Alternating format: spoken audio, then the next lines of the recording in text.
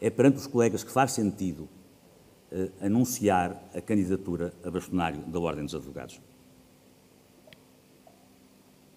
No emblema estatutário da Ordem, o primeiro título é a defesa do Estado de Direito, dos direitos, liberdades e garantias dos cidadãos portugueses. Mas o Estado de Direito constitui um título? É, antes e depois de tudo, uma tremenda responsabilidade.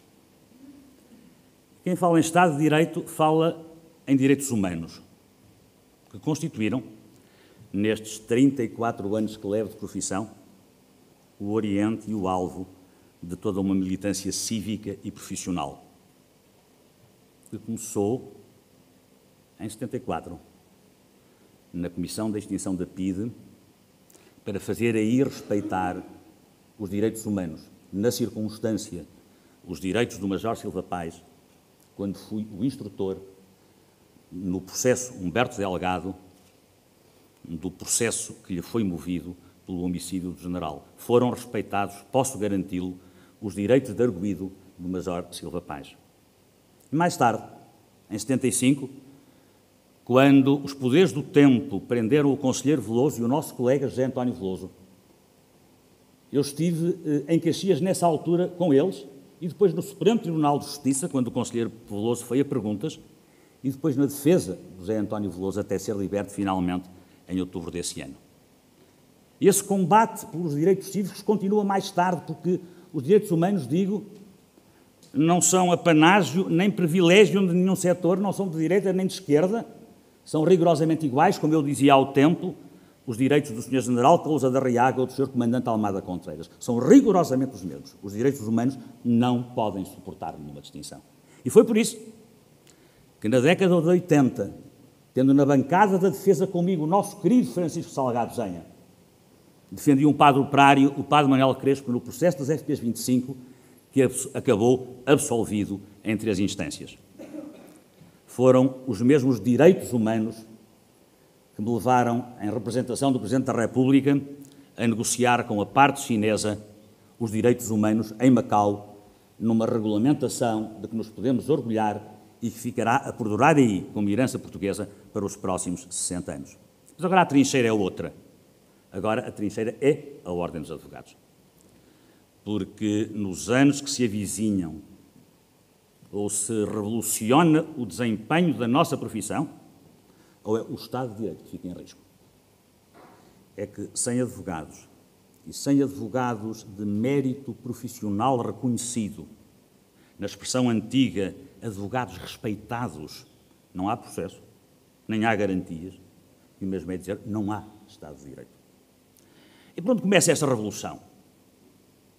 Quando a Alice, a do País das Maravilhas, pergunta ao rei por onde é que deve começar, o rei responde pelo princípio.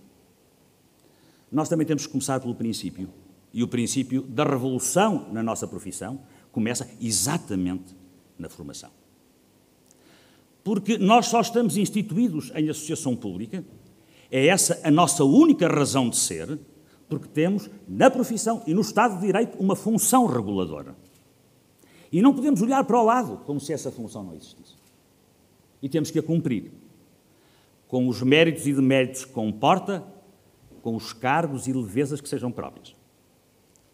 E porque começa pelo princípio, começa pela formação. E a formação inicia-se com a seleção e recrutamento. Todos nós temos exaustiva consciência de que vivemos um tempo em que, geração após geração, foi vendida nas tendinhas do papel e lápis a ilusão de que uma licenciatura em Direito significava ser advogado, e ser advogado significava um estatuto de sucesso e de rendimento, e tudo isso um estatuto social. É mentira, e as gerações, umas atrás das outras, foram constatando que isso é mentira. E que isso perturba não só a vida de cada um, como perturba a dignificação e função do advogado na defesa do Estado de Direito e na função reguladora que há de comportar para que ele exista.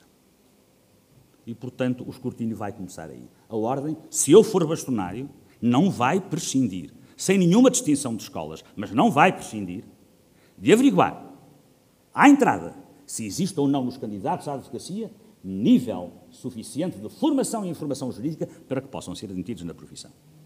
E depois, a aprendizagem. Como dizia alguém, é do domínio do lugar comum, as profissões aprendem-se fazendo. Não há outra maneira. Tudo mais, meus colegas, é fraude. É fraude. As profissões aprendem-se fazendo. E a única forma de podermos certificar, nessa função reguladora que nos foi deferida, que o candidato à advocacia pode passar a ser advogado, e sendo advogado cumprir a responsabilidade social que é a sua, essa certificação, hoje designada por agregação, vai ter que passar necessariamente por nós, Ordem, sabermos. Não se ele é capaz de responder a não sei quantas perguntas numa prova escrita, ou a desfazer-se de N dificuldades numa prova oral, mas sabemos se ele sabe praticar os atos próprios da nossa profissão. E essa é que é a certificação. E esse é que será o regime se eu for bastonário da nossa Ordem. É isto que revoluciona, porque foi isto que nas sucessivas décadas não tem sido feito e que vai ter que ser feito para que na responsabilidade social que o advogado constitui não esteja efetivamente em perigo o Estado de Direito. É isto que pode dignificar os advogados todos. Sublinho para que se perceba bem todos os advogados. Os advogados em prática isolada. Os advogados na consultoria. Como os advogados de empresa, os designados in-house lawyers. Os advogados nas sociedades. Todos. Não pode haver nem santificação, nem diabolização de qualquer forma do exercício da profissão. São todas. E, portanto, isto vai dirigir-se à formação de todos os advogados. E em todas as latitudes. Porque também não há aí distinções.